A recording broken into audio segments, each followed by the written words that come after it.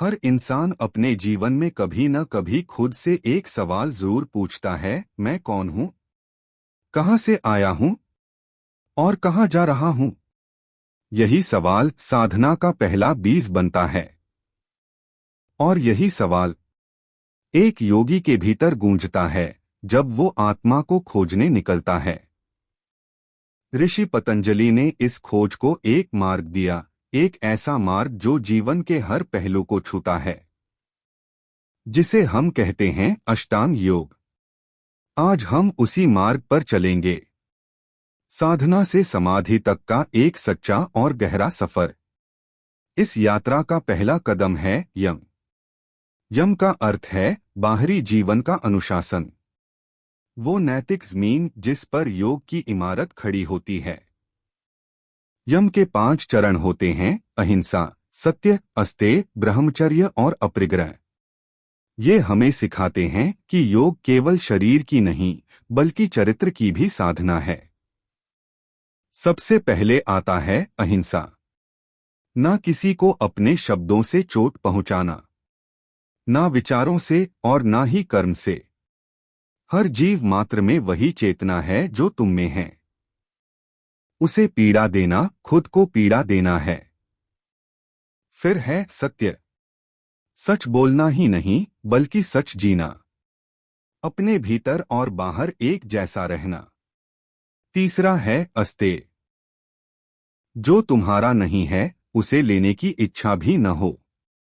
यह केवल चीजों की चोरी नहीं, यह समय, भावनाओं और विश्वास की चोरी से भी बचना है। फिर आता है ब्रह्मचर्य। अपने भीतर की ऊर्जा को संभालना, इंद्रियों पर संयम ताकि वह ऊर्जा आत्मज्ञान की दिशा में बह सके। और अंत में अपरिग्रह, संग्रह की प्रवृत्ति छोड़ना। जो गया उसे जाने देना, जो है उसी में पूर्णता देखना। अब जब जीवन का आचरण स्थिर हुआ तो अगला कदम है नियम। यह आत्मा का अनुशासन है।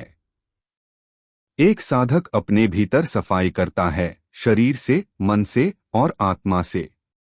नियम के 5 चरण हैं: शौच, संतोष, तप, स्वाध्याय और ईश्वर प्राणिधान। शौच से शुरू होता है शुद्धता, साफ तन, शांत मन और स्वच्छ सोच। फिर आता है संतोष, जो है उसमें पूर्णता पाना, अधूरापन नहीं देखना बल्कि उस अधूरे में भी आनंद खोजना। तप, अपने भीतर की अग्नि को जलाए रखना, जब दुनिया विचलित करे तब भी साधना में टिके रहना। स्वाध्याय, खुद को पढ़ना, हर दिन थोड़ा थोड़ा अपने भीतर झांकना, कभी शास्त्रों में तो कभी मौन में। और अंत में ईश्वर प्राणिधान, सब कुछ उस परम सत्ता को समर्पित कर देना, मैं को छोड़कर वह में विलीन हो जाना। अब अगला चरण है आसन। अब साधक बैठता है, शांत, स्थिर, एक मुद्रा में। आसन केवल शरीर को मोड़ना नहीं है बल्कि शरीर को ऐसा बनाना है जो ध्यान की यात्रा में बाधा न बने। स्थिरं सुखं आसन, जिसमें बैठकर शरीर हिले नहीं और मन भटके नहीं। पद्मासन, दंडासन, कोई भी ऐसा आसन जो तुम्हारे लिए सहज हो, वही तुम्हारा प्रवेश द्वार है ध्यान में। शरीर अब स्थिर है, पर मन चंचल है, उसे साधना है। यहां आता है प्राणायाम, श्वास पर नियंत्रण। जब हम अपनी सांसों को पहचानने लगते हैं, हम अपने भीतर की ऊर्जा को जानने लगते हैं। धीरे धीरे सांस लेना, रोकना और फिर छोड़ देना, पूरक, कुंभक, रेचक। जैसे जैसे सांस नियंत्रित होती है वैसे वैसे मन भी स्थिर होता है। प्राणायाम जैसे आत्मा की हल्की दस्तक। अब हम हटते हैं बाहर की दुनिया से। अब शुरू होता है प्रत्याहार। यह केवल आंखें बंद करना नहीं है, यह है इंद्रियों को भीतर खींच लेना।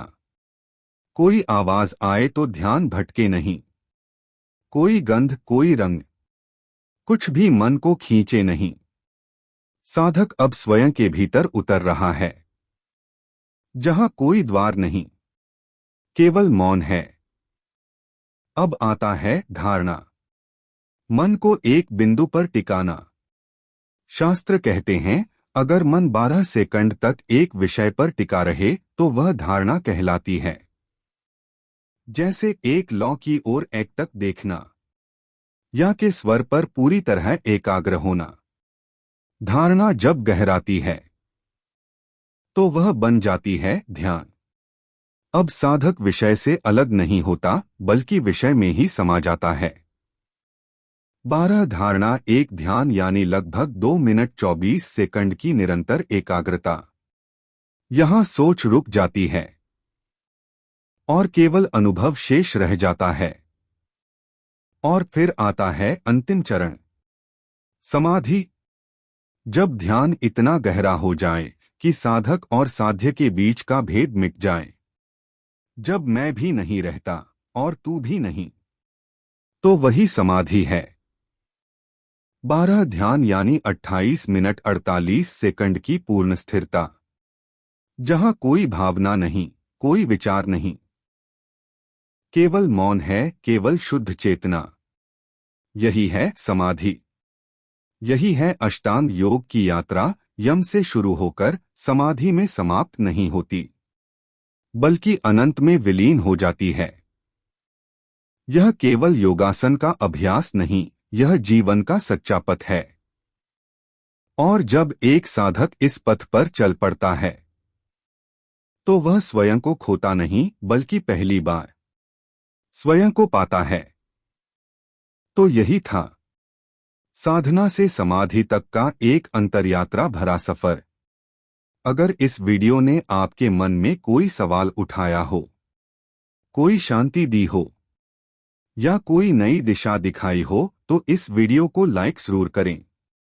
और अगर आप ऐसी और यात्राओं में हमारे साथ चलना चाहते हैं तो सब्सक्राइब करना न भूलें। और हाँ, नीचे कमेंट में जरूर लिखिएगा आप क्या महसूस कर रहे हैं, या आपके मन में कोई प्रश्न है तो हम उसका उत्तर देने की पूरी कोशिश करेंगे। धन्यवाद।